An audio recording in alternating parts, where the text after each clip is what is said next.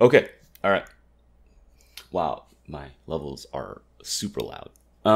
There's levels to it. You and I know, bitch, be humble. All right. Okay, so let's get this started. So this is it's gonna run for I try to max it out at an hour and a half. Cool. Because I don't want to keep everybody's time. So let's get this underway. Well, first off, Mac, are you familiar with what podcast is? I am familiar with the concept of podcasts. Okay. All right, that's all that matters. Perfect. Yeah. All right, so let's get into it. Okay, so this is episode 5 of podcasts, and today's theme is people with different syllables for their names. So with me here, I have with me here is I have the Shapes. Are you Asian? I'm not Asian. Oh goddamn. Okay, can you pretend to be Asian for like 5 seconds? Hi. Okay, so here we have the alliterative Asian Caribou Coon. My mom's a Japanese colloquialism. I'm gonna kill you.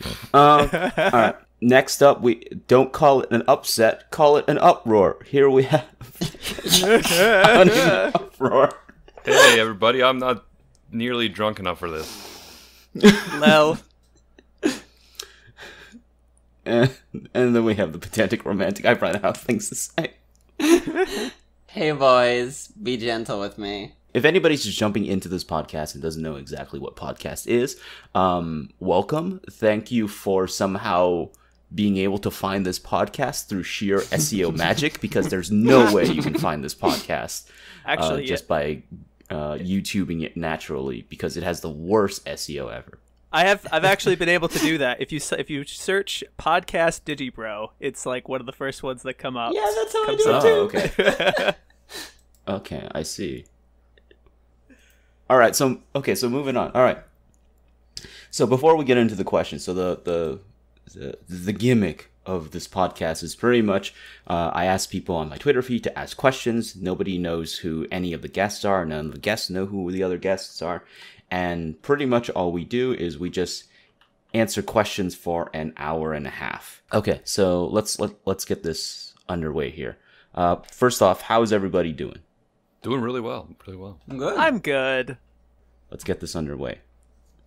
So the first question here is, let's start with a very easy one. This one is asked here by Towo no Narai Kazimoto. He said, favorite movies, doesn't have to be anime related. Mary Poppins. Ooh, that's a good pick. Yeah, I get really emotional at the end. It's a great movie. What'd you say? Really good Mary cast. Poppins. Mary Poppins. Okay. Yeah. I personally, obviously I like the anime Ghibli movies, like Totoro and Castle in the Sky. I love those, the inner child in me, But in terms of, Western movies, I seem to like those epic, warrior movies, like Braveheart and Gladiator. Nice. Okay. All right. So we've got very... Lachlan, did you say what movie you liked? No, I haven't yet. Okay.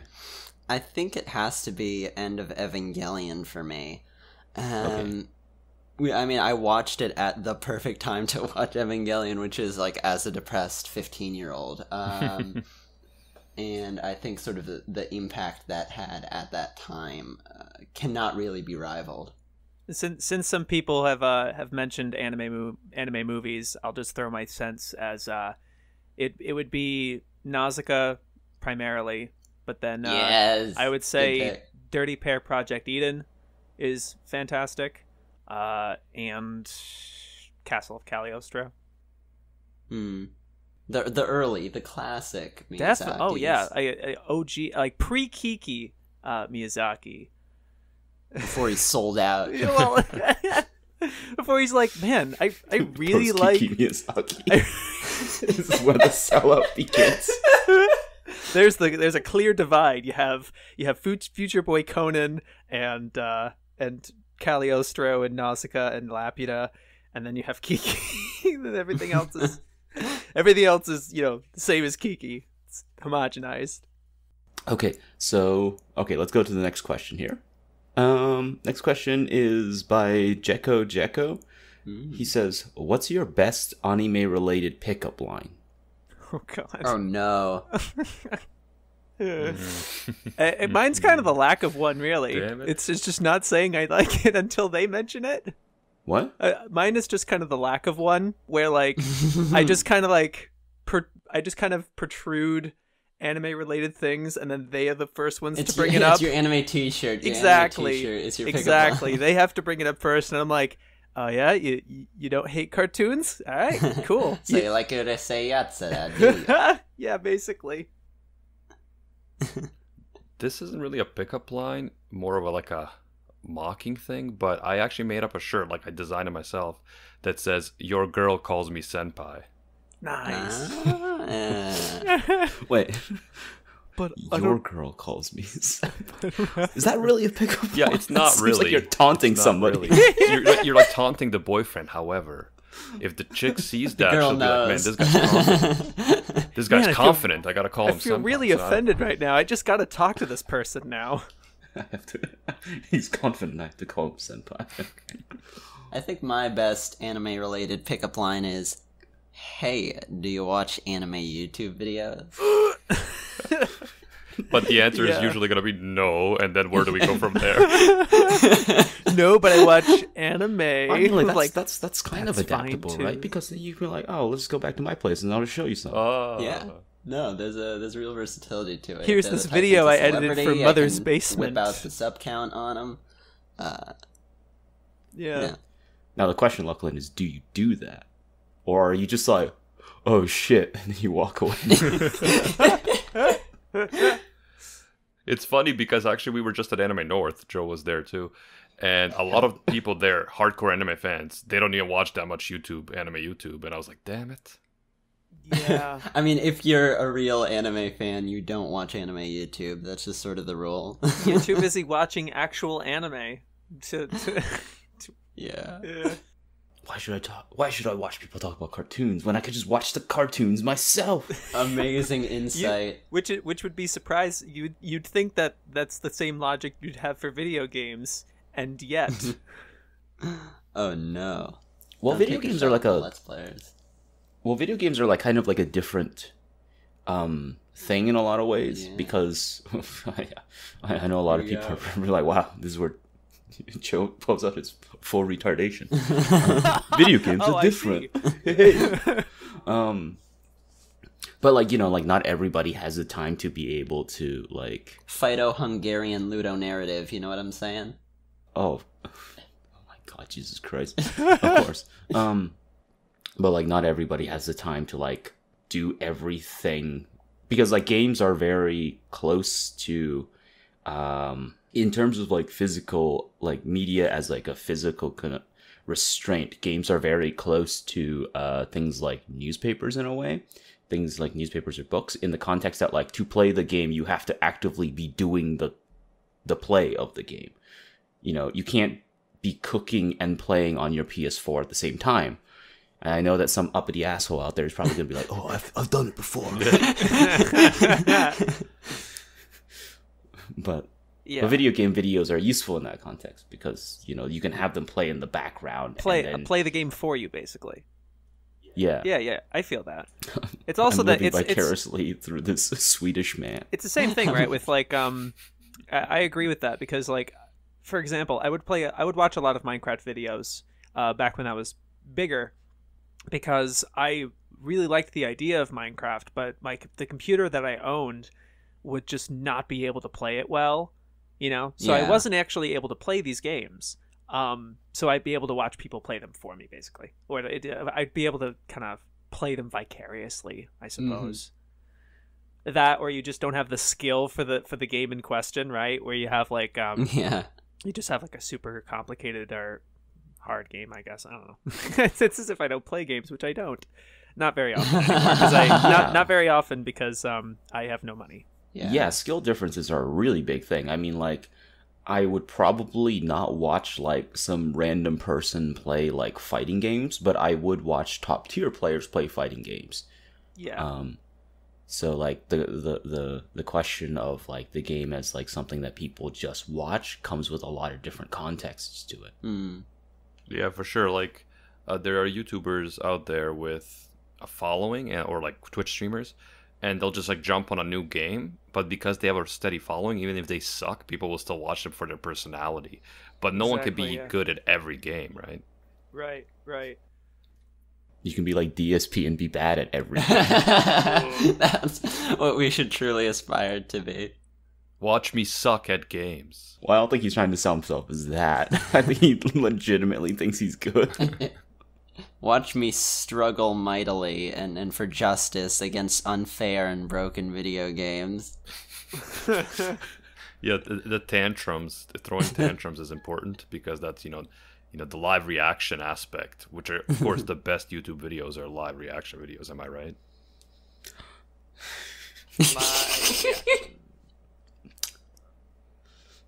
Very underrated market, guys.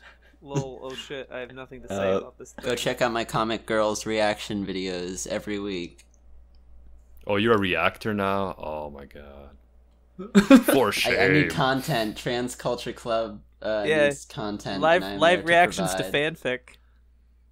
Yes.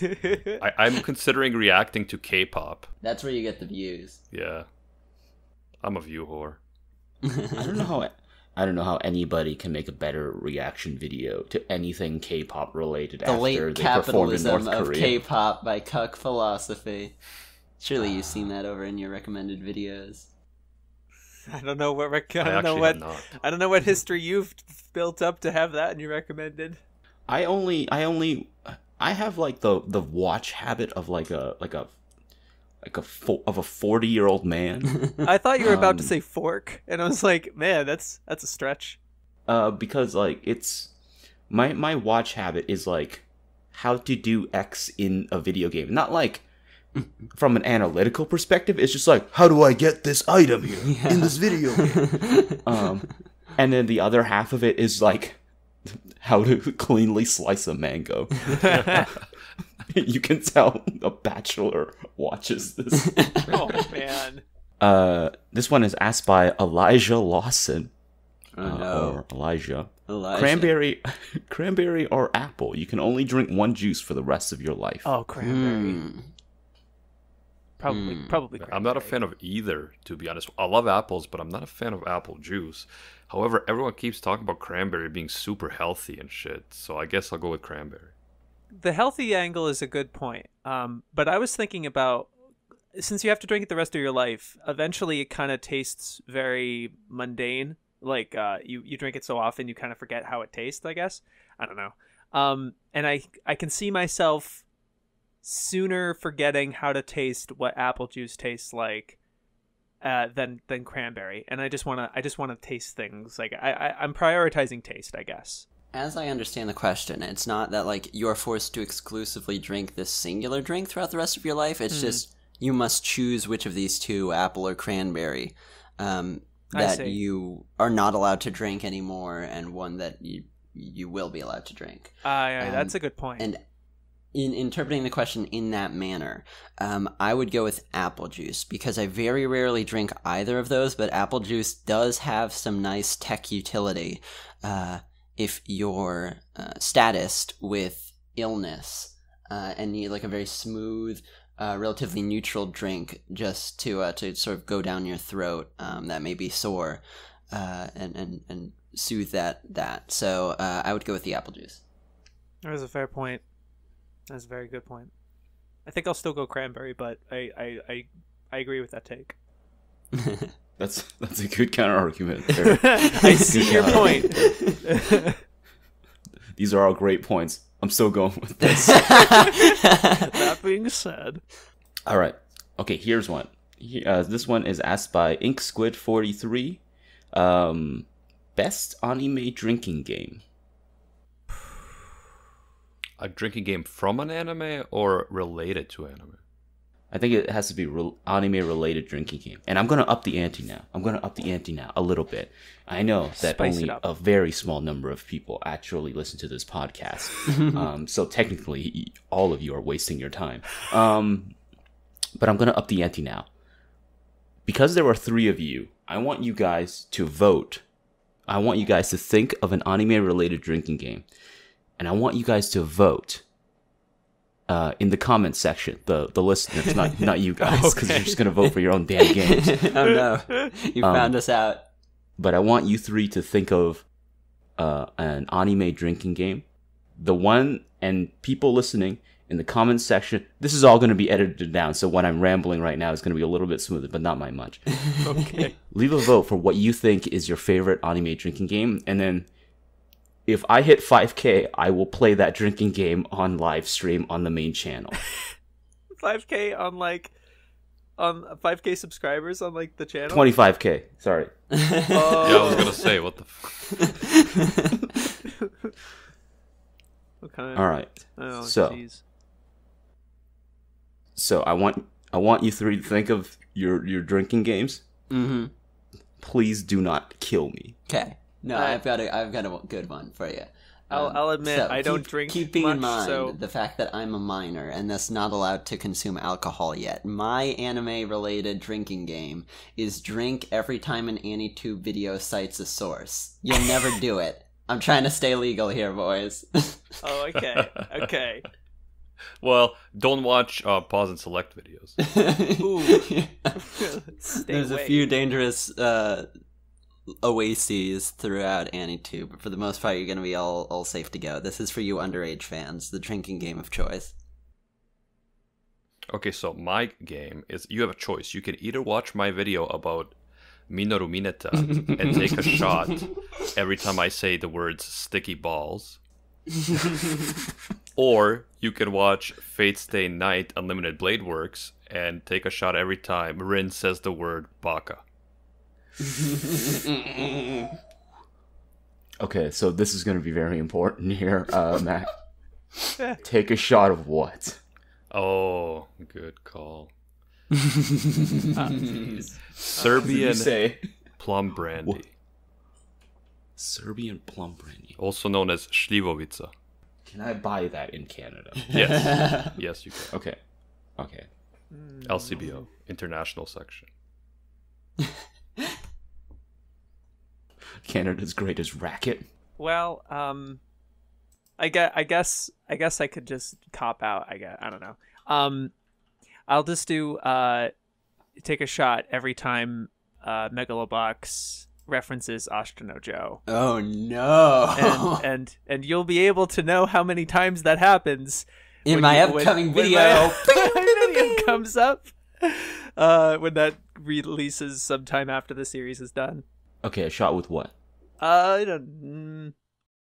Well, I don't know beers at all, so I don't know. Geez. Sake.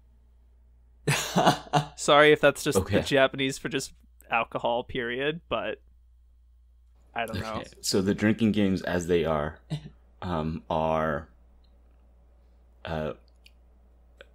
Oh, Lachlan, drink with what for yours? I don't know what alcohol is. I'm a baby. You're right. Oh, okay. Okay, so if... No, I'm not going to... I was going to say, listeners, if you're voting for Lachlan, say what alcohol, but I'm really worright people are just going to Don't say give them absinthe. that power, Joe. Don't do it. Swig with absinthe. It's like, okay, well, I'm going to die. All right. So let's go with... Okay, so to recount the games, Lachlan's game is to take a drink every time an AnimeTuber cites something. AnimeUproar's game is to take a shot of some sort of terrifying Serbian plum brandy. I've sent you the link. Serbian. I've sent you. All right. Boom. Awesome. Serbian plum brandy. Fancy. Every time. Every time Dean says Baka in Unlimited Blade Works, or every time he says sweaty balls in a Mineta video. Hey, sticky There. balls. Sticky balls. sticky balls. My apologies. What's the difference? It's the technical description of his quirk, you know. Okay, sticky ball. Oh my god, Jesus Christ. Sticky balls. No, Or but Baka. if you do that video thing, you will probably die. I deliberately said it as much as I could. Oh no. Okay, listeners, leave a. Let me know if you're voting for that one. Let me know. Warn me in advance so I can draft a will. And Shapes, what was yours again? Take a shot of sake every time Megalobox references Ashita no Joe. Okay, take a shot of sake every time Megalobox references Ashita no Joe. So there's no way I can win in any of these games. I'm gonna be losing in all of them. Pretty much. All right. So there we go. Those are the games. Leave a comment in the podcast. Pray for me. Okay. Get this man to 25K. Yeah, the easiest answer to this whole problem is I just never have to reach Don't 25K sub to and me. the problem solves itself. Easy. Okay, so next question here is by Yu-Gi-Oh! Knights. What other methods of video hosting are you likely to use after YouTube? Whatever Oh, no, don't whatever make me think one about everyone that. else is going on. So like if they all move to Twitch, I guess I'll move to Twitch. But I don't really scout any other ones really. Pornhub, I guess. That's the one everyone's migrating to. Oh, okay. Yeah, but at some point they're gonna start like kicking us out. It's like there's not enough. I porn. believe in Pornhub. I think Pornhub is web hosting that you can believe in.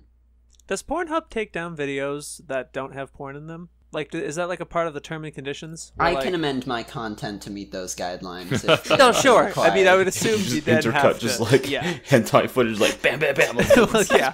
Speaking of K-pop, there is a weird subgenre within Pornhub where there are videos of K-pop girls, like actual videos, interspersed with like porno scenes.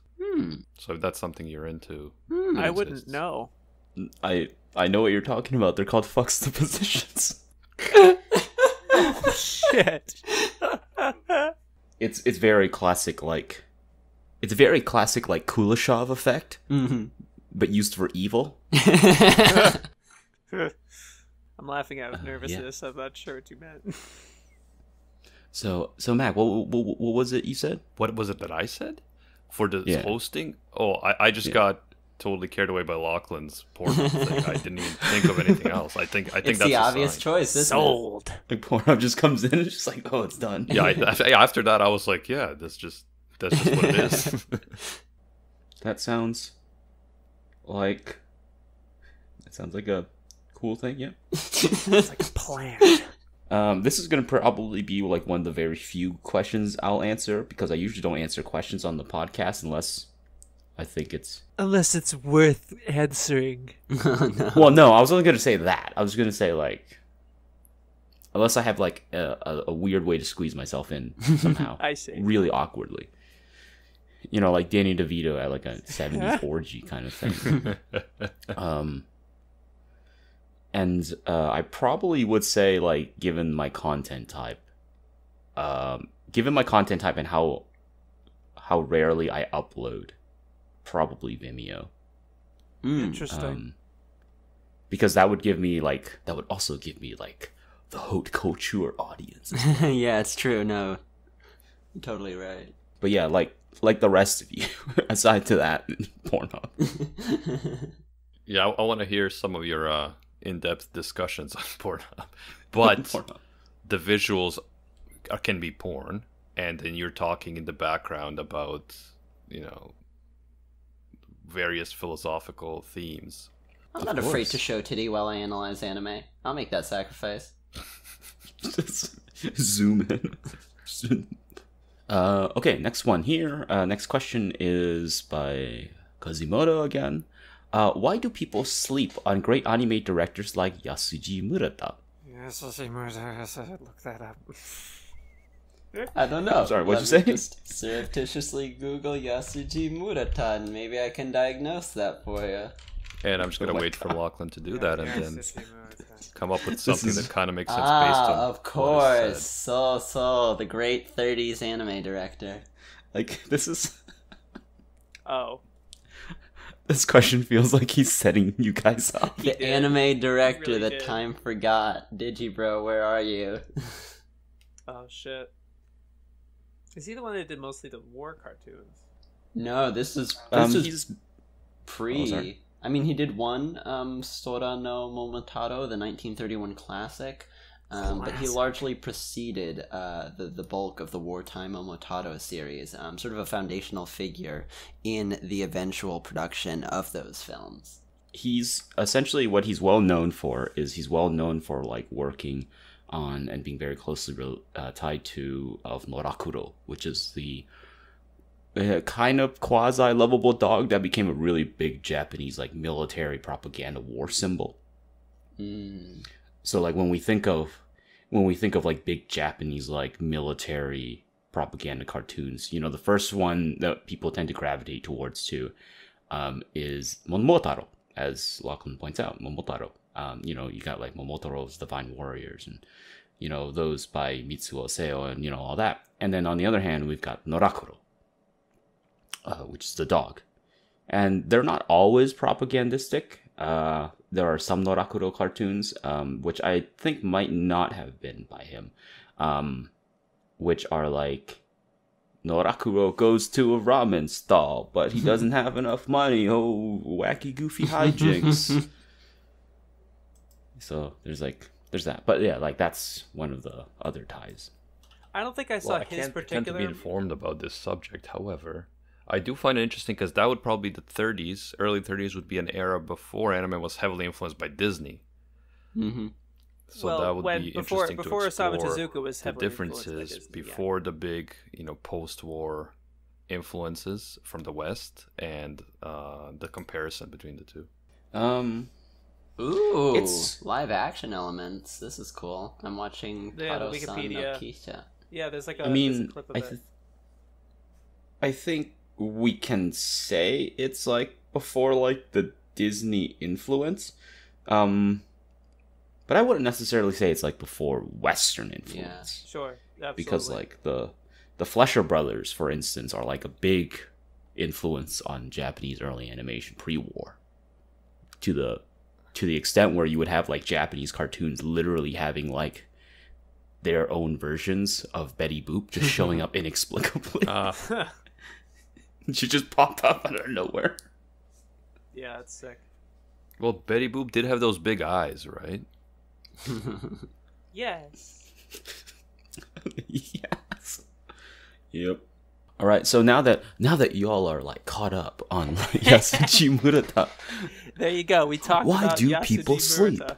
on great anime directors like Yasuji Murata? You know what, man? I think it's because analyzing anime from the 30s just doesn't get as many views as analyzing Boku no Hero. I'll be honest. Oh, that's true. Look, I just want to talk Unless- about Apache Yakugan, but no one's gonna click on it. They're gonna be like, "What? What you the, say like, what the fuck is unless that?" you say like the connection between Futatsuki no Sekai and why Bakugo is the smartest character. Yeah, it's like a Nux Taku video where like he has like the two of them, and it's like Hunter x Hunter and My Hero Academia, and on the left is like fucking, I don't know. I didn't want to say something that I just said, but like, Kyojin no Hoshi. Just imagine he pulls out a Kyojin no Hoshi reference. Oof, some good shit. Norakuro and My Hero Academia's shared universe. Oh. See here, this one the panel here. There's a dog, and I theorize that dog is not ugly.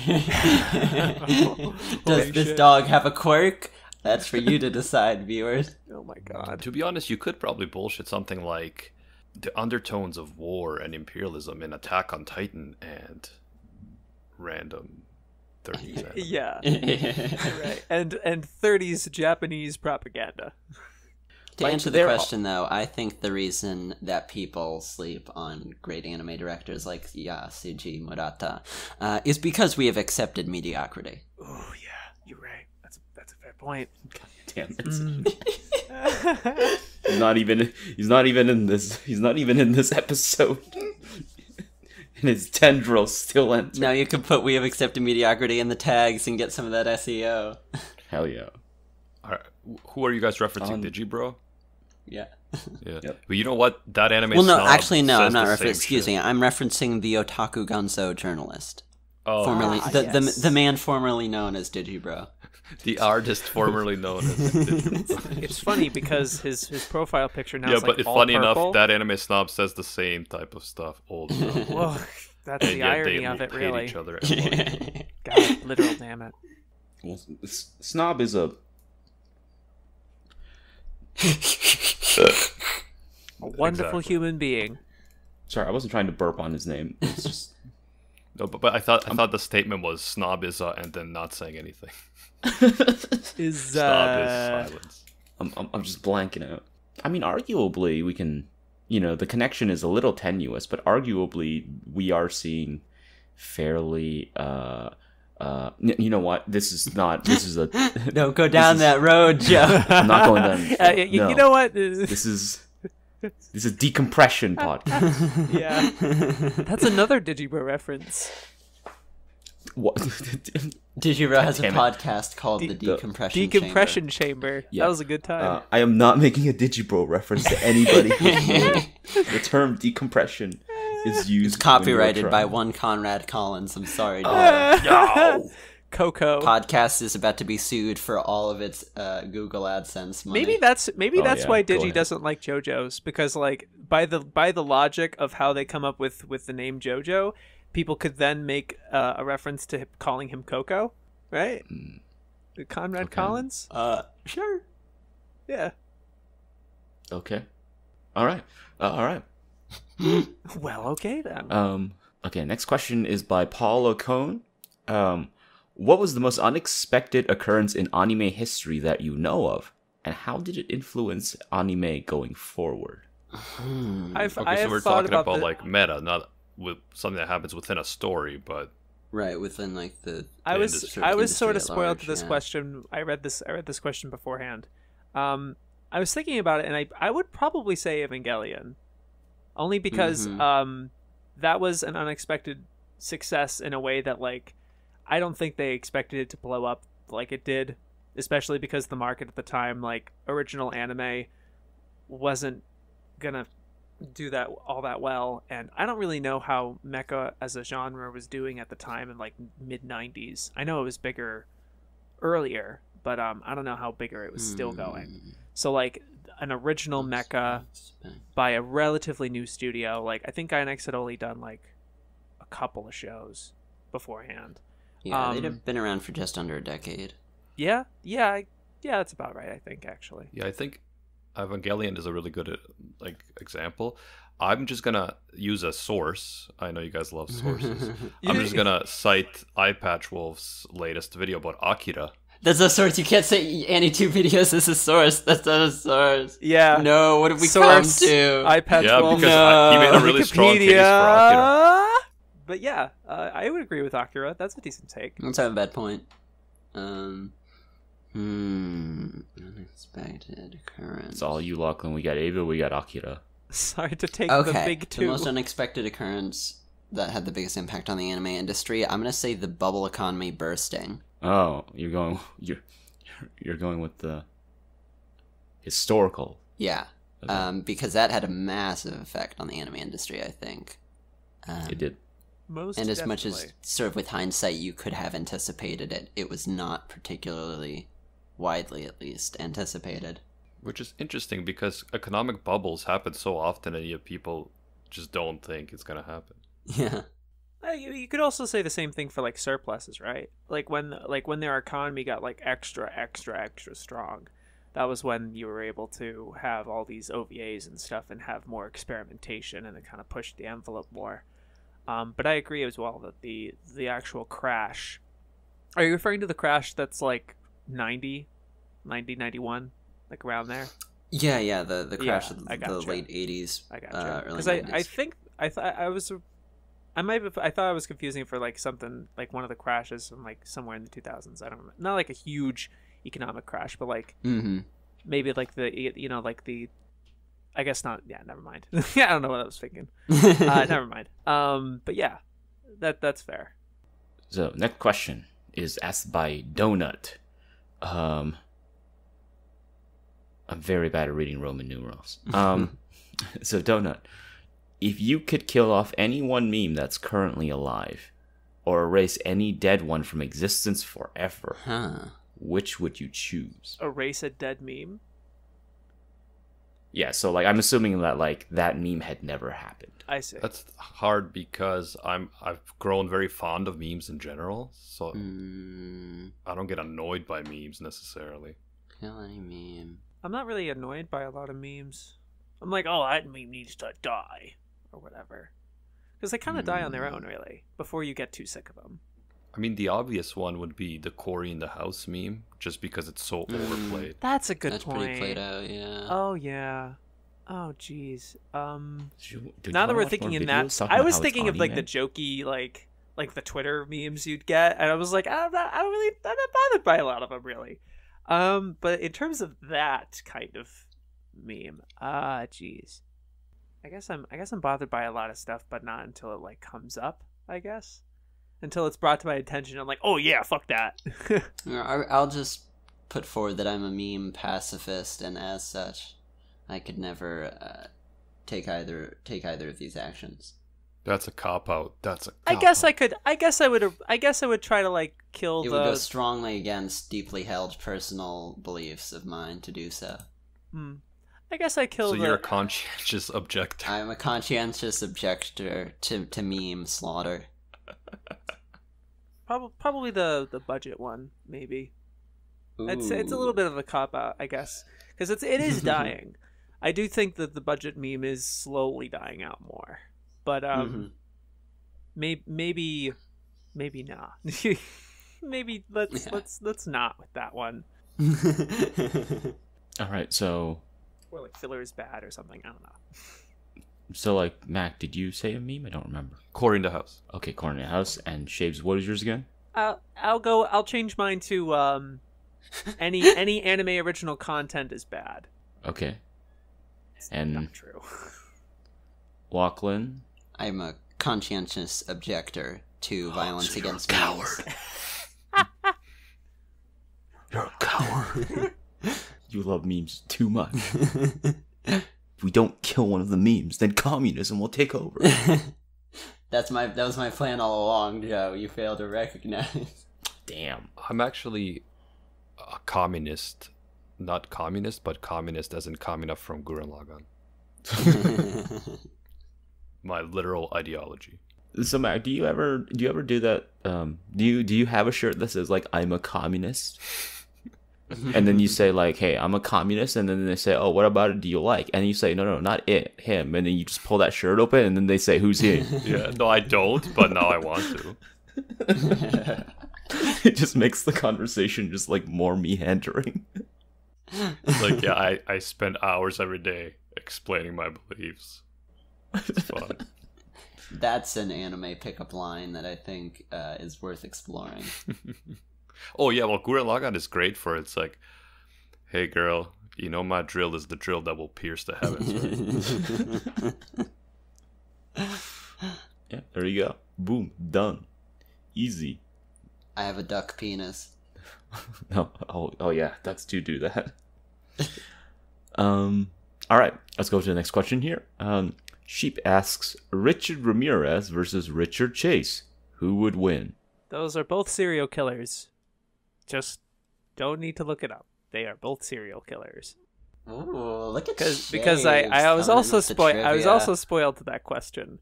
You looked through the thread, didn't you? I'm only like the first, only with the first like 20 minutes that tweet, the initial one was up. I was like, who would the question? Okay. Well, since you're the expert, Shaves, you tell us who would win. I looked in. I forget which one is. I believe Ramirez was. Chase was the cannibal vampire thing. Okay. Like apparently he like was a sucked the vampire blood out Sacramento. of like he sucked the blood out of his victims. He only killed 6 of them, I guess. Okay. And but my argument is if you had both of them kind of in real life fight each other, I believe it was Ramirez. No, Chase is 10 years older than Ramirez. Mhm. So by that nature of him being 10 years older, I think he has the advantage. That and he's a cannibal, I guess. And I don't know. I kind of expect cannibals to be a little more ferocious. Yeah. Yeah. Capable of fighting. Yeah, that sounds well reasoned. I'll sign on with that. I'll co-sponsor this bill. I probably have to as well. I know some stuff about serial killers, but I've never tried to do a serial killer death match. So, Well, I mean, like, I wish we had someone from the power scaling community to come in. No, shed some don't light on summon this. Oh those my dark God. forces to our doorstep. we're using too much headcanon here. Holy shit. I don't understand these words. Those fucking guys, man. Oh my god. Oh, now I know what people feel like when they stumble on my videos and leave those comments. What? That's a good pickup line. I Hey, girl, I'll show you my headcanon. Ooh. yeah, I think headcanon refers to inferring things from the official material and then stating it Okay. as an argument, even though it's not confirmed. oh, okay, But the sexual thing is way better. Classic. yeah. Richard Chase was like a legitimately like, well, I mean they're both crazy, but like Richard Chase was like a theatrically crazy human being. He thought the Nazis were trying to take all of his blood, so he had to constantly replenish his blood. What the fuck? And so he started off by killing cats and rabbits. That makes a surprising amount of sense. And Yeah, yes. That literally Well, that's sounds weird, like a right? fucking anime. Oh god. yeah, you know, that's the weird part. It was just like if you were someone who fell into these weird series of propositions, you're just like, well, I guess this is all I gotta do. And so he essentially escalated in terms of like the blood that he would try and get. And I think he did try to get like blood from blood bags, but he obviously is not a licensed medical doctor or has no medical license, so they won't give you, they just won't give you blood. Well, let's be real So- though, Jack the Ripper would stomp them both. I mean, possibly. Richard Ramirez and Richard Chase both had guns. Yeah, that's a fair point. And Jack the Ripper, like, exclusively targeted women, I correct? think these guys did too. Yes. So there's less... Richard Physical Ramirez strength targeted necessitated? couples mainly. Yeah. Oh, couples. He's taken on 2 at once. Look at this guy. That's interesting. Yeah, I think it's incidentally couples. Not like he's like, oh yeah, my target is couples. I don't know why he would have that I voice. I gotta I'll find go a thing on that if makes you me need to. stand I out do from think other that was serial probably his killers. voice. That's why I imagine it. Yeah, it's me. Hey guys, God, I just imagined a horrible idea for like a shonen anime about like the main character wants to be a serial killer, and then he meets other serial killers that each have different quirks about them, right? Like they do different things and shit. Oh god, that's fucking awful. The And then, story of my journey to become the #1 serial killer. FBI's most wanted. Best new shonen 2019. FBI's most wanted. Fuck. Yeah, you have like kind of a similar thing with the I don't know, Bleach. What is it? The fucking Soul Society arc? But instead of Soul Society, it's like the police or something. That's some shit, dude. Holy crap. I don't know. Oh my god. Yeah, I mean that would be kind of. I guess you can call it that. That'd be fucked. It'd be a real deconstruction of the shonen genre. And we do Wow. have Huh? stuff like killing, stalking, and stuff already. So I feel like if anyone creates something like that, it'll be the Fujoshis. That's a good theory. Satsujin no shite no, the 4 heavenly kings of murder. Oh god. Oh no. It's one of the 4 heavenly kings Oh, of murder. oh Well, god. if there's a manga where little girls are the reincarnations of philosophers, then I don't put anything past anime. Have you played or read that Zizek visual novel? No. Oh my god.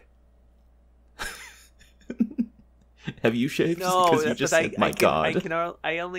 That only made me picture a visual novel with the same concept. But you date different serial killers, but they're all like girls in high school.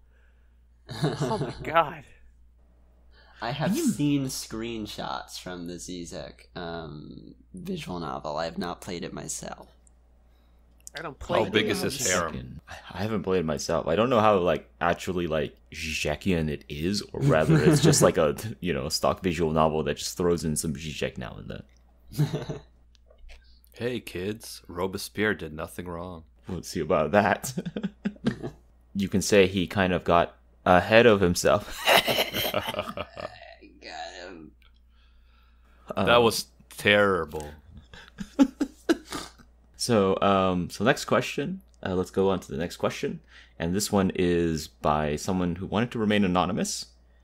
And it is: do you think all AniTubers should subscribe to each other in order to show support to the AniTube sphere, even if they may not like the content? No, that's a weird idea. I had the idea about this. I was thinking about how a lot of the bigger anime YouTubers, it's weird how much it doesn't seem like they care that much about the overall integrity of the community. You don't really see Joey or Garnt really pushing this, pushing away from hey, let's not be so overly negative about this community. We actually have a lot to offer, because you have that whole you have this whole thing now with this overall stigma and negativity towards the medium, just because there's a lot of mediocrity that gets pumped out apparently, and that we have accepted with open arms. Well, yeah, right. That we have accepted. God damn it! I knew it. I saw it coming from a mile away. I was just like, oh no, yeah, oh no, he's setting Lachlan up. yeah. And then boom, right there we go. There's the layup. Yeah, Kitchen but receive. But yeah, it was weird. I was thinking about that. How it's weird that they don't seem to try to push away from that idea. Maybe they just think, oh, those are just people who are talking smack. Ignore them, whatever. But it's becoming a pretty prevalent thing where a lot of people, at least the people I talk to, I guess, or have conversations with, they thoroughly believe there's no good AniTuber. And then I'm just over here. I respond every fucking time with yay, or just whoa, great. Yeah, awesome. And I don't know. I just fucking hate it. And I do like the idea of every other AniTuber kind of subbing to each other, but probably even further than that, just be being able to have a community and talk with each other. And there are communities. We do have our circles, and we are all aware of each other.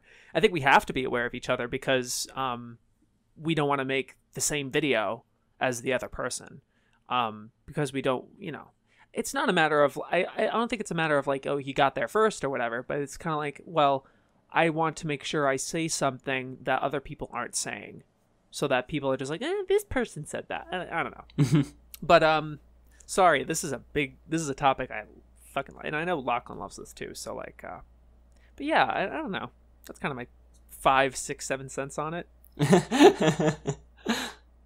Yeah, I think sort of the framing of the question undermines it a good deal, because the question was, should the anime YouTubers subscribe to each other as a show of support or community or whatever it was, and I don't think subscribing to each other does that in any real or meaningful manner whatsoever. And so on those grounds alone, I would say no, just because that's not really how things work. Yeah, the act of subscribing is not a big deal. It maybe if the question was supporting, that would be different, because there are definitely, different types of content out there, and there are YouTubers who are really cool people who you might not like their specific content or most of their content, but you still think that they're awesome people. And in terms of anime content, I know there are people out there who think that only analytical content is important, and then there's people out there who's I don't give a shit about that. I just want to know the facts, or I just want to know whatever's hot right now. Don't give me analysis. I just want an objective video. Yeah. So, to me, I enjoy different types of content, and I like making different types of content. So to me, it's I don't. I know some people like certain things and don't like certain things, and that's cool. But to me, it really depends on mood and stuff like that. So someone's content isn't necessarily, a reason not to support them if you don't love it. Obviously, if it's content you hate for some reason because you think it's dishonest or manipulative or whatever, has no merit, then it's different. But just because I don't like someone's content specifically doesn't mean that I can't like them or support them if I think that what they're doing is still speaking to an audience. Mm-hmm. That's fair. Let's change the question up a little bit here. Do you think AniTubers are obligated, or even going even further, do you think the community would be better off if AniTubers actively support each other?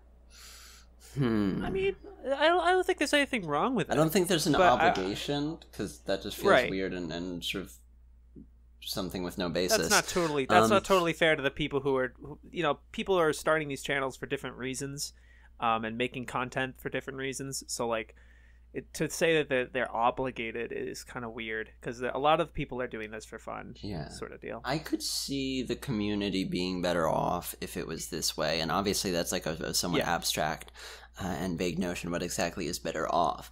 But the grounds upon which I'd be relatively comfortable making that judgment are that, as things stand, with sort of no significant sense of obligation to or big effort to really form this sense of community, sort of critique of that community from members inside of it isn't doing much. Like there's not so much of that, and it isn't affecting much change. And so the concern would be if we sort of try to look over differences and just be a chummy community, that critique would sort of not be able to be present. But it already isn't present in an effective degree already, I think. And as such, not much would be lost. And as such, I think the sort of overall unity and all that good stuff that would result from trying to come together as a community would, in most senses, make it better, as much as, you can move towards a goal as vague as that. A long-winded way of saying yes, I think it would. Yeah, I think there's definitely no obligation, but it's definitely cool to have a community where you let's say you can consult. It's like, well, what do you think of this thumbnail? Or, what is your experience with videos of this type? Do you think that people will care? Do you think that I need to change something? That stuff is cool. Maybe it's impossible to have that kind of community with a large number of people. But if you have a cool community of a few fellow AniTubers... If we cull the herd a bit, we can get there. Yeah, you advise each other, you help each other. I think that's very, very much helpful, especially if someone's more experienced and that they can help you, jump some hurdles that on your own you would take much longer to get over. Yeah, and I think it's establishing standards, and it's we just want to... I think everybody, even people who aren't in the game, want better content. They just want to make better videos. I think the creator themselves want to make better videos.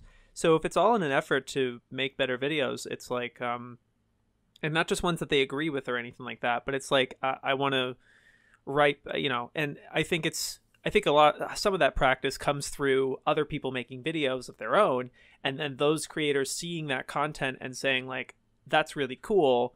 I want to try to be like this person, not try to copy the person or anything, but I mean I want to strive to this person's level. I want to have the sort of credibility that Joe has, or Lachlan has, or have the same kind of visual standard. You know what I mean, right? But the visual standard of certain other videos and stuff. And so that's kind of where I come in from, basically. As my good friend said, better videos, better pizza, Papa John's. Sorry, jeez. I laugh so loud on this mic. I'm sorry if it pops. I wasn't expecting that. I wonder why. Okay, so I'm going to add on a question to this question that I already added on to this initial question. Another addendum. Based on your experiences, which community do you think would most benefit from intergroup dialogue? Which anime YouTube sub community? Anime, yeah. Part of the anime community? YouTube sub community. YouTube's reaction channels. I think they already do that. They're actually pretty tight knit. Yeah, they just react to each other's reactions. It's great. They all know each other. They're bros, it seems. They are a very tight community. Yeah, they're pretty bros. I don't know. There's not many subsets, I don't think, when it comes down to it, because a lot of us kind of do our own thing. Like, a lot of us like making comedy videos or analysis videos, or just our, general amorphous thoughts videos and, think pieces and whatever. So it's tough because not a lot of us are regimented to one thing, I guess.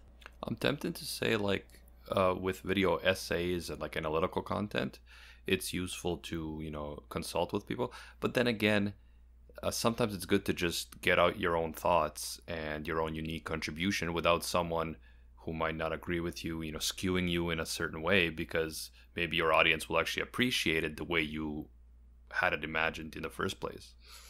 It's not quite a community, but I think sort of more industry/research focused videos are the ones that would benefit the most from sort of consultation with other people in that general sphere. Just because that's the sort of stuff that I think most benefits from and most warrants that sort of outside perspective, checking over things and giving their input. Yeah, especially if we're talking about, like, let's say someone knows Japanese but you don't, and you're trying to research a source that you can't really find in English, then that's an obvious example of like it being really useful. Absolutely. Or even if you want to talk about particular series that like certain people, they eat, sleep, and breathe that show. It's good to consult them on certain things if you're talking about the show in question, I think. Mac, did I ever tell you that I came from live reactions?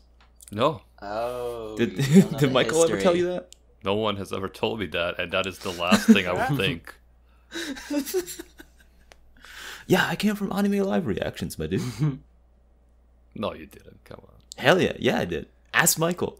You live reacted to I used to like live react to like One Punch Man when it first was coming out. Yeah? Yeah.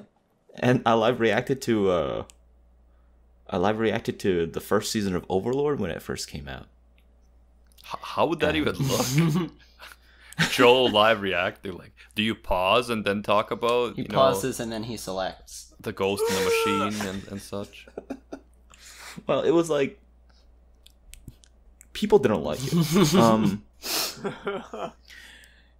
Because like people didn't like it because it was Brian and I, and we were like, a lot of our live reactions were pretty much just like, wait a minute, this doesn't make sense here. Let's like, why is this happening and all this kind of stuff.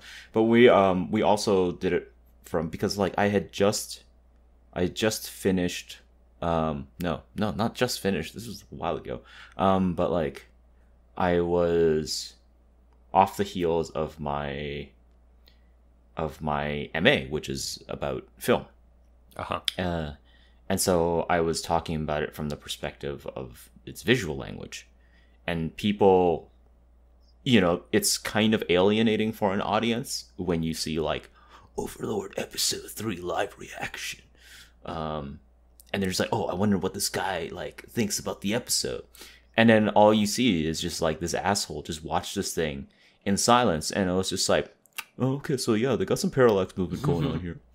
My guess is it's probably about, it's probably on 3s at least. Yeah, okay, parallax. All right. I'm seeing about like 3 layers. And it was just like the worst, most uncomfortable thing. Well, definitely not. You have to talk about feels, man. Like the feels is the most important thing with reactions.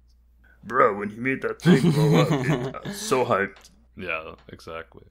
Yeah. That is a fun story. And then I guess what you do more translates into Cyanide Blizzard's first impressions, which ended up being really cool. Yeah, I never did what like Michael did, which is like trim the fat. Yes. So it was always like, if you want to see what it looks like, on my second channel I have an example of what it looks like. Okay. Like I'll check there was one live reaction of like the second season of Overlord, the 3rd episode, and it's like an hour and a half video. What? The fuck? Yes. So you reacted and then you just stayed for another hour talking about it? Talking about it, yep. That's not Genius. bad. That's kind of unique, actually. It's very long. Well, yeah. It's similar to. Reminds me of your Automatic. response to Digimon. Oh, the Civ 5 one? Yeah. that's Legendary. All right, let's get on to the next. Okay, that is not a question. That is a request to not mention the name. Okay, I was just like, can you? Oh wait, no. Next question is by Kazimoto. Top 3 Houseu girls. Top 3 what girls? Houseu girls. I'm sorry, no relation. This is for me to figure out. See if you guys have watched House. Wait, like House is in Hugh Laurie House? No, House. Oh, House, is- the movie, the live action horror movie. Yep. Oh yeah, I really haven't seen that movie. I really want to see that movie. It looks really cool, but I'm sorry, I haven't seen it. Okay. Yeah, All right, I'm let's- definitely out of my element. I'm uncultured. I can tell you my top 3 Keijo girls. Okay. Okay, so number 1 is redhead girl. Does she have a that's name? Shoot, from the yeah, village. yeah. Best, yeah, best girl. I give that. Yeah, agreed. Number 2, probably the main chick.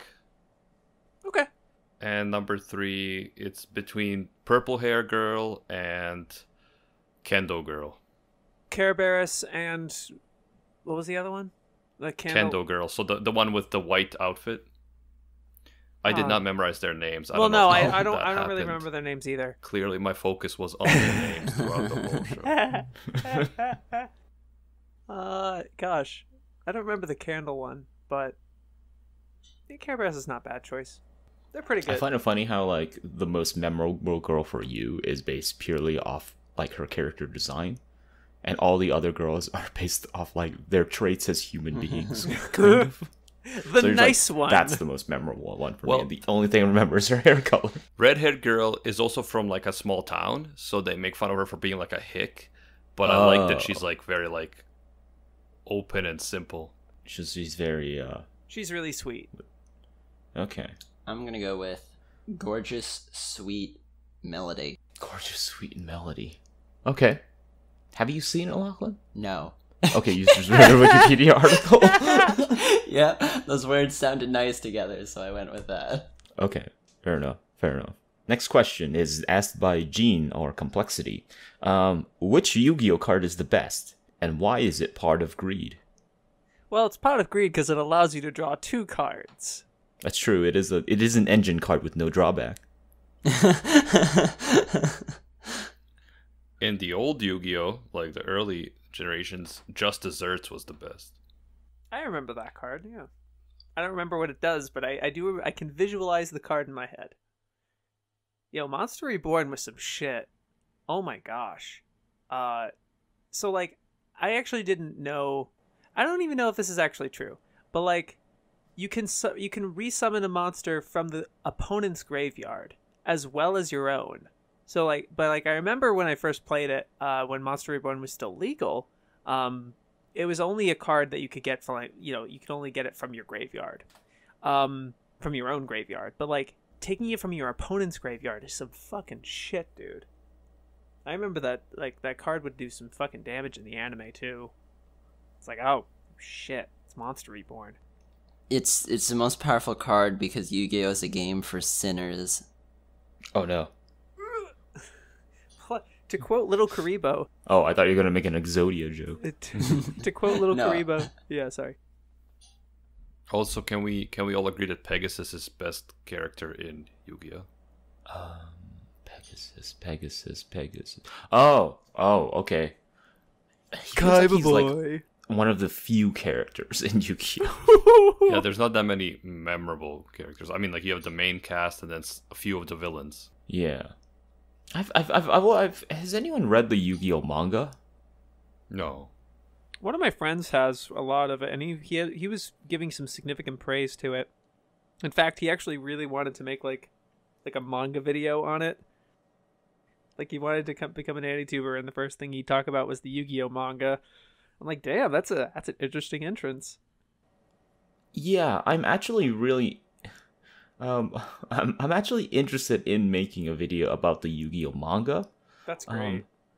Cause it's different than the anime. Cause like for the anime, you've got like, it's very like the Yu-Gi-Oh manga it treats the trading card like a very visceral sport in a lot of ways. In the anime, it's like, now I put down this dumb card, and this will now allow me to do this thing that solves all of my problems. Your move, Yugi. Heart of the cards. Yeah, I gotta believe in the heart of the cards. But like in the Yu-Gi-Oh manga, as far as I remembered it, because it's been a while since I read it, because a friend of mine recommended it to me. But like the Yu-Gi-Oh manga, they don't like stare at each other from distance podiums. They're sitting in the center of the rings as these giant monsters are literally beating the shit out of each other. Yeah, like behind them that's and shit. interesting. Yeah. And so it's pretty damn interesting. It's pretty visceral. Yeah, and you have all those stories that people love sharing about the original series with like how the Pharaoh character was actually a super evil looking dude, and he would like send people into death games where like you have that clip from like season 0 where he has like a guy balance like a lit lighter on top of his hand over like a cup of like alcohol or something, and so like if it falls, it's just gonna blow everything up, shit like that. Yep. Yeah, it's very reminiscent of like the Pokemon mangas, which are Right. like very different than like the Pokemon anime TV show. Have you guys read that? Read that? I've read Pokemon I've Yellow. read some of the Pokemon manga, yeah. Yeah, it's a lot rougher than the show. Yeah. Like you see things like you'll see like I remember one of the first things I saw when I first opened it was like I saw like a Poliwhirl get impaled by a Fearow, Yeah. Yeah. and it's just like it just comes at you. Right. The famous one is a Viper? No, that's Arbok. Arbok, excuse me. Arbok gets chopped in half by a pincer, and like we see its innards and guts from its Yep. two Yeah. separated yeah. halves. Yeah, the anime were very like kid friendly. And I think that was to its advantage. I actually Yeah. just recently finished Digimon Adventure, and it really seemed like they wanted to do everything that Pokemon was never going to do, in terms of the anime at least, where it was like sentient creatures and like real actual violence, and not to the extent that you're referring to in the Pokemon manga, but like to a little more intense, I guess, and more high stakes and everything. And yeah, I remember like in Pokemon Yellow, the Elite Four were like an evil group of people who were like taking over the world, where like Bruno has just this like an army of Machops, and and like Agatha controls like an army of like Ghastlies or something. They all have different things, and it was really cool because they have like Lorelei kind of riding her dugong like a surfboard or whatever. That was some interesting shit. But yeah, I think it's a matter of the intent for each of those things. And like with the Yu-Gi-Oh anime, it's the tameness doesn't necessarily contribute to anything, you know? Like it's not trying to like clear away those things to get to a certain point. It's just kind of removing the teeth. Whereas the Pokemon anime, comparing to the manga, I think it's just going for two different approaches, where the manga is trying to make it more of a legitimate world with like stakes and like you're saying, more visceral. And that wasn't necessarily the anime's goal, which I think which I like. I like that they use the same franchise basically to tell different points of view and directions. Yeah, because if the anime was too hardcore, they would never have shown it here. Well, yeah. And then it never would have become as popular as it did. Or it would have been something kind of lesser, bigger than Pokemon. Like there was other things that came over here, like Beyblade and stuff. But those all had like a lot more weirder, grander stories. And I think part of what made Pokemon so accessible was that it was a very simple, easy to get story. Like, kid wants to get these badges to win a thing. Yeah. Rather And very than, like, seasonal. Yeah. But one thing I've been saying for a while now is I would love to see like a Pokemon seinen, where like someone is like using Pokemon in like war, like to take over countries or something like that. Like, you know, what would an adult world look like if Pokemon were everywhere? Yeah, I think one of the closest places we got to that more mature take on Pokemon was with the Pokemon Coliseum and then XD Gale of Darkness Good examples, yeah. games for GameCube. And I mean, those are still relatively light fare, all things considered, but they are a bit more like young teenager as opposed to kid. And sort of the relative darkness and intensity that they are able to get into is pretty dang cool and rather refreshing. Yeah, corruption and deceit with like the bad guys kind of. I think both times, both XD and Gale of Dark, both XD and Coliseum have bad guys that like are I guess you could say that for every Pokemon villain, where they appear to be good guys at first and they turn to be bad guys. So bad example. Yeah. So bad point. But similar to with like deceit and corruption. Yeah, I agree. It's very interesting. I feel like any sense of war in the Pokemon universe is kind of untenable simply because that universe seems to be in a constant state of mutually assured destruction. Yeah, it's very interesting. I mean, there is a decent amount of like references to war, but they're all historical generally in their sort of like in the presentation. Past. Yeah. In the anime, you have Pokemon Lucario and the Mystery of Mew film, which shows outright like a big battle. They all have different like armors, like different color armor. Yeah, like Tyranitar in armor and people flying on Aerodactyl or Pidgeot or what have you, battling in the skies. And then in what was it, XY. X and Y? Yeah.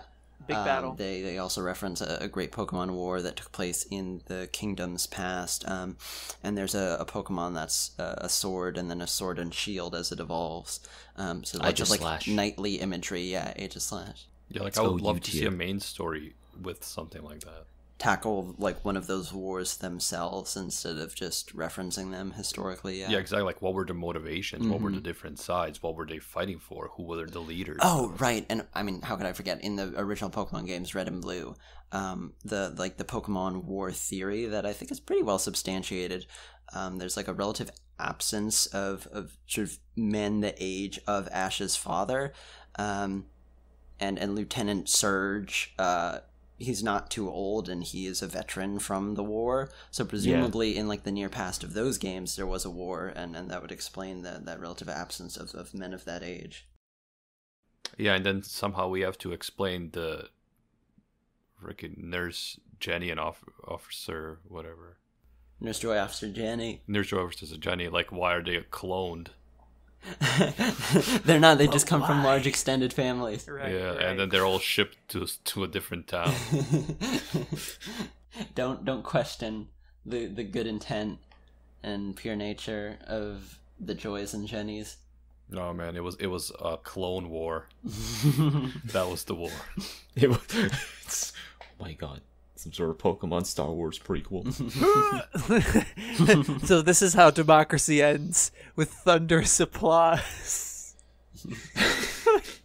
Woof. Oh my and then God. like no, it's like she has the quote, and then like the camera pans next to her. It's like, wow, Buffett. Well, it's just like I think it's important that you bring up Lieutenant Surge, because what was it? I don't remember very well, but in one of the games, didn't he talk about like electric Pokemon and their role in the battlefield? He says that before an he fought electric you? Pokemon saved his life during the war, and that's why he has such an affinity for them. Okay, yeah. So I got it up right now. It says, "Hey, okay, I'm not doing that voice. Hey kid, what do you think you're doing here? You won't live long in combat, that's for sure. I'll tell you, kid. Electric Pokemon saved me during the war. They zapped my enemies into paralysis. they'll do the same to you. Oh, also, I'm pretty sure he's committing a potential war crime here, because he says, "I'll show you, civilian. I'll shock you into surrender." Yeah, so that is so interesting. It's like, what was this war? And like, what is the backstory and what are the consequences and stuff? Well, my guess is because there's no oil Pokemon, it's war over oil. Yeah, He is I sort think of it would. done up in American style aesthetics, so that'd make sense. Yeah, but it would be interesting in terms of building on how they can sustain a world like this. I think because it is kind of a world free of those kind of like realistic consequences and like resources. I guess resource management, kill half the population. Yeah, this is getting dangerously close to me wanting to write fan fiction. No. Well, like, here's the question. Like, if there is a Pokemon war, what would it look like? And aside from, like, the canonical showings here, like, what would it realistically look like? Yeah. Well, you would have different strategies based on different types and stuff. I think Yeah. the big thing would be territorial conquest and making sure that you have regions and areas in which you can have, you know how you find certain Pokemon in certain areas, and they're like, okay, we have to capitalize on the Pokemon that only show up in this region. So like, say that there's like say that for some reason they need to have a bunch of Steelix in order to do some tunnel system or whatever. So the only places to get Onyx / Steelix would be these caves in these specific areas. So it would be a matter of having control over those areas so that you have those Pokemon in your disposal so you can catch a bunch of them and then use them in your armies. You know what I mean? So it would be a matter of like Pokemon acquisition and thus like land acquisition, which leads to Pokemon acquisition, I would say.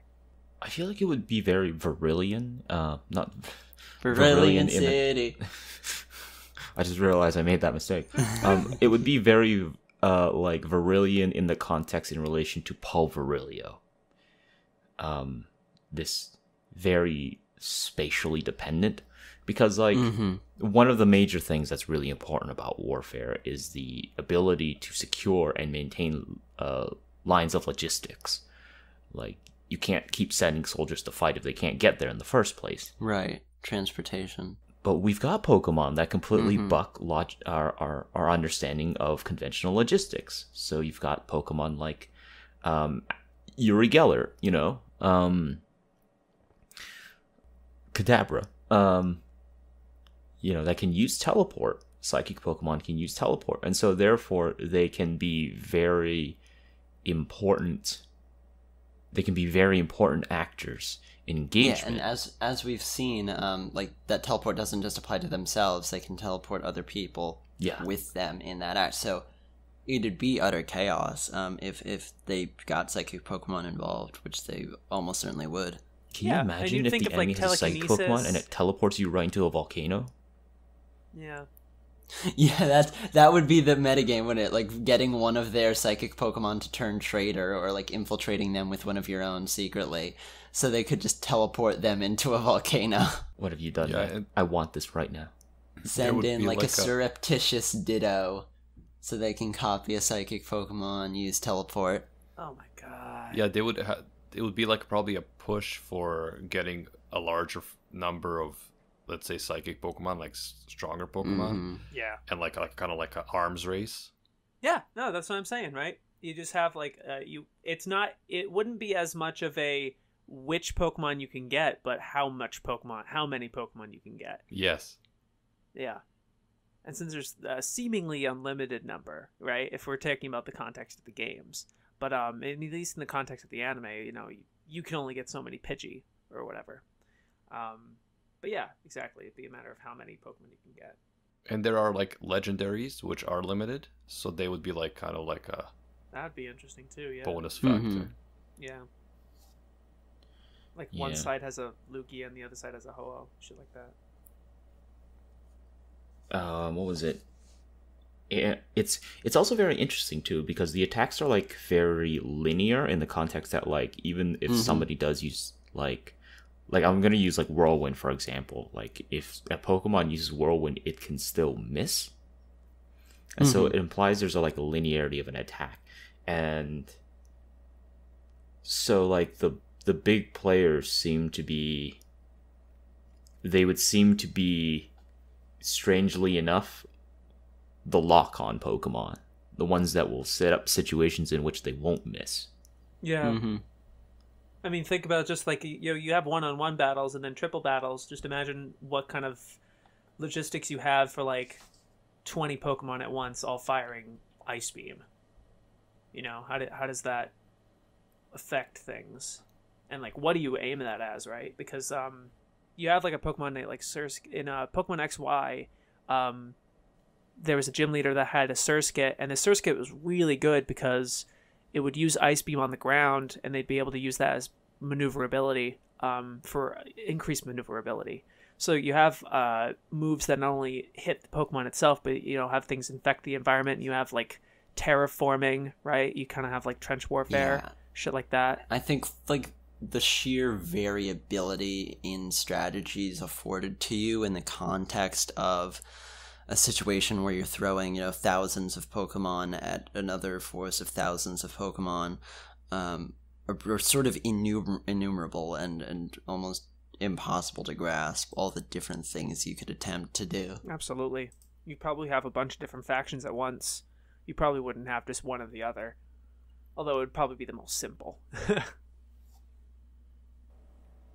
Now this is more close to your wheelhouse, Mac, but my question for you is what would the French Revolution have been like if Pokemon existed? Well, that depends. Like, what type of Pokemon are available to the French as opposed to the other nations, right? What type of Pokemon are available to the peasants as opposed to the nobles? Man, that's fucking interesting, to be honest. Let's assume XY Pokemon because the Kalos region is based off of France. The guillotine is just a big pincer. Ooh!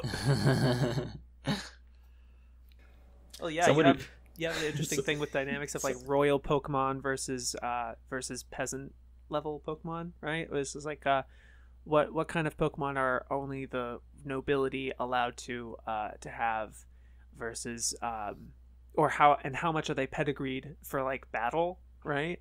Like how strong are they actually versus a kind of like a hard work, like a blue collar Pokemon. Yeah, I would love like a really hilarious like neoclassical painting, like a neoclassical painting of like the Reign of Terror, but instead of a guillotine on top of that stage, it's just like it's just a pincer. Yeah. Let's see here. We should probably. Well, wow, we've been on the Pokemon one for a while. I think it's a good It wasn't time to even do a one last Pokemon question. It was a fucking Yu-Gi-Oh! What was the best Yu-Gi-Oh card, and why is it? Yeah, that was what was the best Yu-Gi-Oh card? Best Yu-Gi-Oh part? French Revolution Pokemon. Yeah, French pincer. All right, let's do here. Okay, so I think this is a nice question answering. Okay, so Bonut asks if there's a spaceship full of people, to be sent as the first generation of Mars colonists, and it had to be. Now he put down 20 AnimeTubers. I don't think anyone's going to be able to put down 20, but like, so I guess if you had to send 10 AnimeTubers to colonize Mars, who would it be? Are we going or staying? I mean, like, I guess you can include yourself as one of them. Oh, okay, so I'm going. AnimeTubers to colonize Mars. Jeez. Well, you'll have to have Aki Dearest. For one. I don't know what the Wi-Fi at Mars is going to be like. But that is an interesting point, right? Where like, it's not a matter of who can effectively colonize Mars, or send to Mars or whatever. But it'd be a matter of it's like, who can effectively make their content who from Mars. Send away to Mars. Hey guys, I'm rebranding myself. My name is now Mars Anime. Oh God. Well, I'm definitely bringing like game theory and film theory guys, because then they can come up with Mars theories. Are they AniTubers? They've talked They've about made it. Oh, so it has to be video just or AniTubers. two. I don't know. Well, the question How was is- They have AniTubers. talked about How fucking... is space travel to Mars related to AniTube? I don't know. These are the questions I got. Oh man. Definitely send Snob up there to Mars. He'd dig that. He wouldn't have to worry about He being would. Greek No, with he money. would. Right. He loves space operas. We can turn his life into a space opera. Right. We'd be doing him a Well, service, yeah. I think. But then he wouldn't have to complain about being like a poor Greek. He's just now a poor Martian. He lives in rural Greece. It is essentially Mars. Oof. He's like He's used to the environment. Yeah. He's prepared. Yeah, but then he would complain that the spaceship has become a harem. It's like, fuck this Mars isekai. 10 AniTubers. he's literally sent to another world. Yeah, I don't even know. Like, I would probably just pick people that I know I'm friends with just to hang out with, not even because of their content. Yeah. All right, so let's change the question. Let's say you had to go, right? Which 10 Okay. AniTubers Who am I bringing would with you me bring to with Mars? you to Mars? The Definitely topos is Roger. important. Roger Mars. Smith's let's, coming. I gotta get a notepad up so I can keep track of all these names. So you could So- be insanely spiteful and be like, "You're stuck with me." Yeah. So all the senpais that never noticed you. God knows me Are now. were there 10 of them? Or were there 9 of them? I like you, Joe. You can come with me. Okay. It'd be funny if you had Arcada and Nino go together just to intentionally make it really awkward. You know, just to make this anime related. Instead of going to Mars, but you go to you have to 10 AniTubers are sent on a mission to save Earth from the Gomulons, and they travel in the Uchan Senken. I butchered that. Yamato. You just make it a space Okay. battleship Yamato reference. You just have the 10 of them on Yamato and go into. I forget the name of the planet they go to. I don't know. I'm in the middle of watching it right now. All right, let's do 5. Let's do 5. So 4 people. 4 people aside from ourselves. Yeah. I gotta think carefully. There's a lot of weight behind this decision. Right. I would probably just bring people that I do Rant Cafe with, because then we could So you Rant could do Cafe on Rank Mars. Cafe from Mars. Yeah, so I'd bring like Nux, Taku, All Day Anime, my boy Mackelnod, and there's a lot of other people, but I guess I'll bring you, Joe, so we can talk about philosophy. Because like I feel like most AniTubers don't really care about, you know, Robespierre.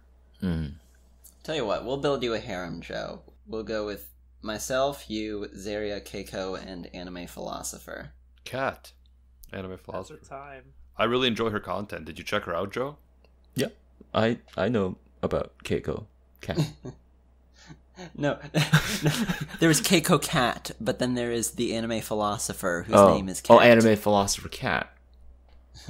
I may have. I don't know. I think I told you to check her out. Okay.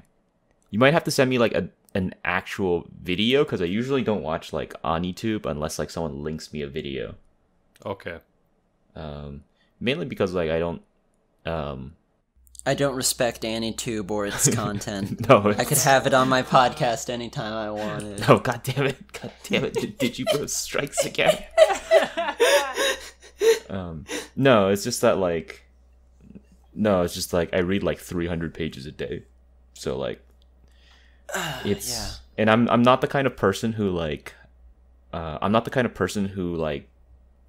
Who plays stuff in the background. So like I don't watch AniTube videos like in the background as I'm doing other things. Right. So like if it's gonna be like a 10, anywhere from like 5 to 20 minute investment, is just be like, all right, let's do this. Yeah, so okay, I'll link you something. All right. What about you? Yeah, I only have Caribou. Roger Smith and Okay. Mudan TV. Just because Mudan would be it just interesting personality to come on. Yeah. I don't really have the others totally. Got two more. Yeah. The. I guess I'll do like core reviews because I'm pretty close with him. I think at least all things considered, and maybe unique Namosaurus. You should bring unique Namosaurus and Mother's Basement. Yeah, right. As a package deal. Make it Yes. no, yeah. Another awkward combo. Another awkward That would combo. be You'd have like Digibro for Neverworld. That's that would be a great combination. Like, just bring a bunch of people who just absolutely hate each other and they're just stuck on this planet with you. That'd be fun. That's Yeah, what I it'd mean, be man. self-inflicted torture, but it would also be fun. oh my gosh. With a lot of sexual tension. Yeah, like if you're not involved in the drama, then you just bring them. Snob for Neverworld, Digibro. Oh, Who else it would do you be want? Snob and Double four. Chibi. It would be Snob and Chibi reviews. Double 4. Oh. Yeah, it's just Chibi doesn't really have stuff with the other two, so if you're maxing synergies. Oh, you're right. That's very fair. For Neverworld, then Double Four have beef. Yeah, but again, I think Double Four doesn't have synergies with the other members of my three-man Digibro Leave for me Never alone. Snob crew at this point. Oh, Let's yes, or think, is I there guess or anyone Go else? Jesus somewhere. Goat Jesus is Oh. a volatile wild card. That would be a good one. Yeah, Yeah. that he's just volatile with Goat everyone. Jesus is a game changer to this question. Recontextualize. Like, he doesn't have everything. beef with any of those people, but beef just seems to follow him in such a manner that I think that Beef might just work out follows well me. for our Oh my sowing of God. chaos. Yeah. Oh, we have what is it? Also, he is gay, so that would add some sexual tension to the mix. Yeah. Oh my god. Do you think there's a possibility he will become attracted to any of them? You know. I don't know. I'm just saying. yeah. I like the potentials this opens Right. up. You have throw Mr. Cynical somewhere. Oh, Mr. Cynical with Kenji the Engie. Oh, Oh, now that is an idea. Mr. Cynical. Okay, Digibro wants he synergizes in terms of hate pairing so well with so many people. Digibro, Well, yeah, Kenji, Mr. Cynical. Digimon with a lot. And of then people, yeah. Mother's Basement, which I know both Cynical and Kenji would synergize well with, and Digibro, it could go either way. So Mhm. How about Joe and Roger Smith with two like committed power scalers?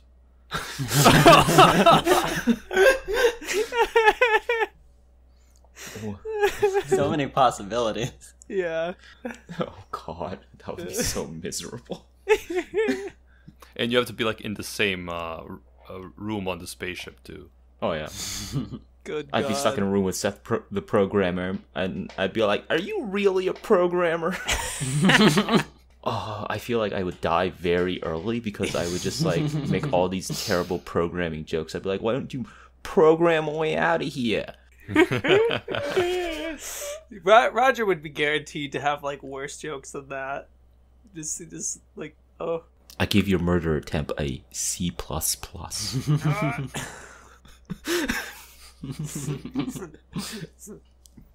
See, y'all are really cheesed off by this. Imagine being stuck on Mars. on Mars with me forever. Be like, Yeah, we went from who would be cool to hang out with to who do we bring to hell. Yeah. Right. yeah. The question essentially has turned into if you could craft your own personal hell, what would it be? Yeah. All right, so that's that. I think that's the last question. Was there any topic or questions or anything you guys wanted to talk about? No, I'm just No, thinking I don't about think that warlord Pokemon stuff now. Oh, okay. I You got it think- on the brain. Of podcast is a bit of a religious experience, really. You take nothing into it with you, and somehow you leave with even less. You've given up a piece of yourself in the process somewhere. Yep. You just left the parts of your soul on the internet. The alchemy of podcast. Absolutely. What is the price of a human soul? Let's calculate it. Film theory, but power scaling right there. Calculate. Yeah, to come on your podcast, you have to sacrifice your soul. It's the law of equivalent exchange, the basis of all alchemy. But yeah, that's pretty much it. Thank you everybody for showing up. Hey, thanks for having me. Yeah, thank It you. was a pleasure. Yeah, Wonderful thanks time. for saying yes at the very last minute. No problem. But yeah, that is pretty much the podcast. Next time on podcast, I'm going to ask for Neverworld why he keeps dodging me on Twitter. Ripping pepperonis. All right, but yeah. And as always, links to everybody are going to be in the video description. Definitely check them out. Check out Anime Uproar, Pedantic Romantic. Pedantic And Romantic, Caribou Coon. and Caribou Coon. See, Pause Helping select. you out here. yeah. So yeah, check everybody out, and that is pretty much it. And peace. Bye. Bye bye. Cheers.